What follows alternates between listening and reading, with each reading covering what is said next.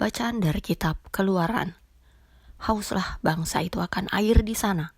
Bersungut-sungutlah bangsa itu kepada Musa dan berkata, "Mengapa pula engkau memimpin kami keluar dari Mesir untuk membunuh kami, anak-anak kami, dan ternak kami dengan kehausan?" Lalu berseru-serulah Musa kepada Tuhan, katanya, "Apakah yang akan kulakukan kepada bangsa ini? Sebentar lagi mereka akan melempari aku dengan batu." Berfirmanlah Tuhan kepada Musa, "Berjalanlah di depan bangsa itu, dan bawalah beserta engkau beberapa orang dari antara para tua-tua Israel. Bawalah juga di tanganmu tongkatmu yang kau pakai memukul sungai Nil, dan pergilah. Maka aku akan berdiri di sana, di depanmu, di atas gunung batu di Horeb. Haruslah kau pukul gunung batu itu, dan dari dalamnya akan keluar air, sehingga bangsa itu dapat minum." Demikianlah diperbuat Musa di depan mata tua-tua Israel. Dinamailah tempat itu Masa dan Meriba, oleh karena orang Israel telah bertengkar, dan oleh karena mereka telah mencobai Tuhan dengan mengatakan, "Adakah Tuhan di tengah-tengah kita atau tidak?" Demikianlah sabda Tuhan. Mazmur tanggapan. Pada hari ini, kalau kamu mendengar suara Tuhan, janganlah bertegar hati. Marilah kita bersorak-sorai untuk Tuhan, bersorak-sorak bagi gunung batu keselamatan kita. Biarlah kita menghadap wajahnya dengan nyanyian syukur, bersorak-sorak baginya dengan nyanyian mazmur. Pada hari ini, kalau kamu mendengar suara Tuhan, janganlah bertegar hati. Masuklah, marilah kita sujud menyembah, berlutut di hadapan Tuhan yang menjadikan kita. Sebab dialah Allah kita, dan kitalah umat gembalaannya dan kawanan domba tuntunan tangannya. Pada hari ini, sekiranya kamu mendengar suaranya. Pada hari ini, kalau kamu mendengar suara Tuhan, janganlah bertegar hati. Janganlah keraskan hatimu seperti di Meriba, seperti pada hari di Masa di padang gurun. Pada waktu nenek moyangmu mencobai aku, menguji aku, padahal mereka melihat perbuatanku. Pada hari ini, kalau kamu mendengar suara Tuhan, janganlah bertegar hati. Pembacaan dari surat Rasul Paulus kepada jemaat di Roma.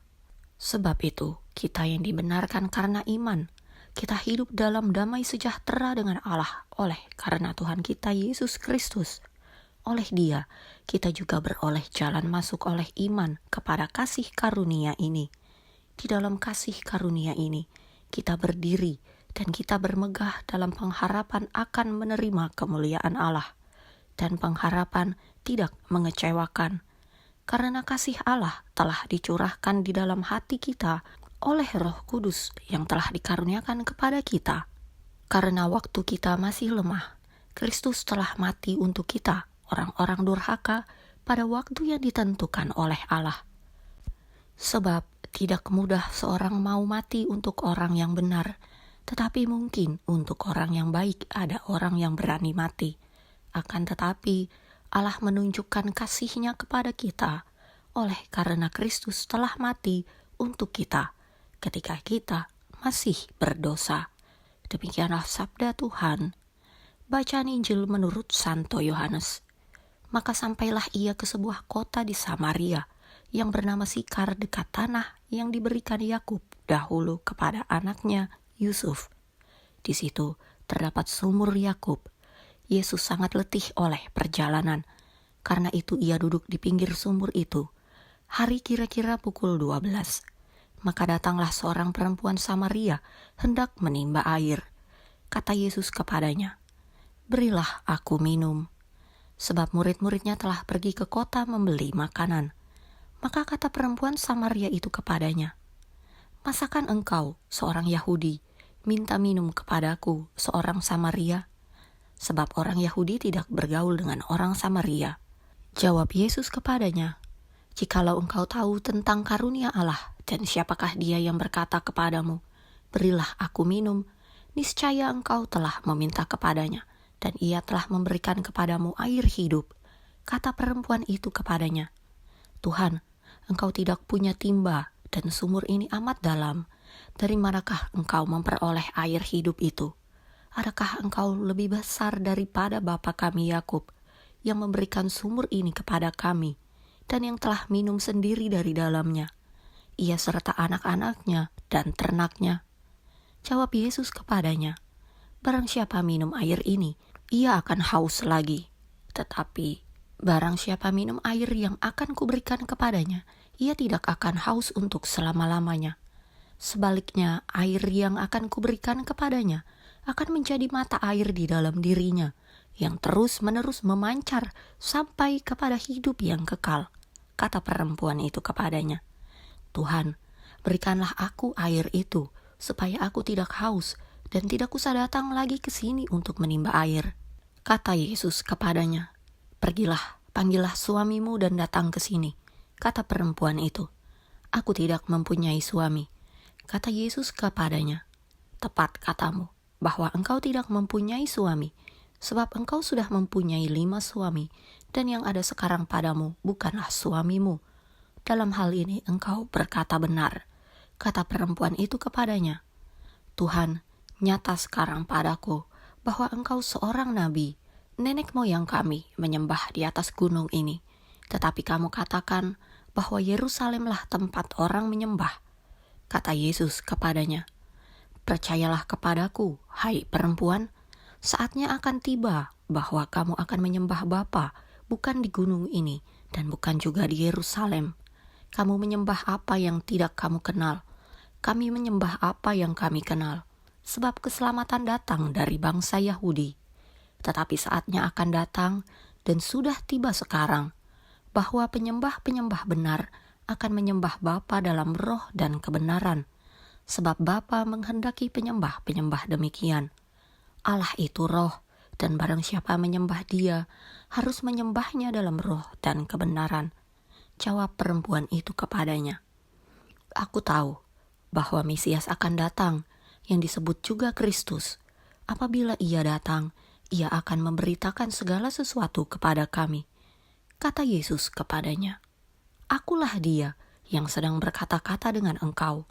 Pada waktu itu datanglah murid-muridnya, dan mereka heran bahwa ia sedang bercakap-cakap dengan seorang perempuan.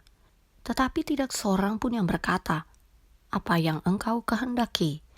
atau "Apa yang engkau percakapkan dengan dia?" Maka perempuan itu meninggalkan tempayannya di situ, lalu pergi ke kota dan berkata kepada orang-orang yang di situ, "Mari lihat, di sana ada seorang yang mengatakan kepadaku segala sesuatu yang telah kuperbuat. Mungkinkah dia Kristus itu?" Maka mereka pun pergi keluar kota, lalu datang kepada Yesus. Sementara itu murid-muridnya mengajak dia, katanya, "Rabi, makanlah." Akan tetapi ia berkata kepada mereka, "Padaku ada makanan yang tidak kamu kenal." Maka murid-murid itu berkata seorang kepada yang lain, "Adakah orang yang telah membawa sesuatu kepadanya untuk dimakan?" Kata Yesus kepada mereka, "Makananku ialah melakukan kehendak Dia yang mengutus aku dan menyelesaikan pekerjaannya. Bukankah kamu mengatakan, 4 bulan lagi tibalah musim menuai? Tetapi aku berkata kepadamu, lihatlah sekelilingmu dan pandanglah ladang-ladang yang sudah menguning dan matang untuk dituai. Sekarang juga penuai telah menerima upahnya, dan ia mengumpulkan buah untuk hidup yang kekal, sehingga penabur dan penuai sama-sama bersukacita. Sebab dalam hal ini benarlah peribahasa, yang seorang menabur dan yang lain menuai. Aku mengutus kamu untuk menuai apa yang tidak kamu usahakan. Orang-orang lain berusaha, dan kamu datang memetik hasil usaha mereka." Dan banyak orang Samaria dari kota itu telah menjadi percaya kepadanya karena perkataan perempuan itu yang bersaksi, "Ia mengatakan kepadaku segala sesuatu yang telah kuperbuat." Ketika orang-orang Samaria itu sampai kepada Yesus, mereka meminta kepadanya supaya ia tinggal pada mereka, dan ia pun tinggal di situ 2 hari lamanya. Dan lebih banyak lagi orang yang menjadi percaya karena perkataannya. Dan mereka berkata kepada perempuan itu, "Kami percaya, tetapi bukan lagi karena apa yang kau katakan, sebab kami sendiri telah mendengar Dia, dan kami tahu bahwa Dialah benar-benar juru selamat dunia." Demikianlah Injil Tuhan.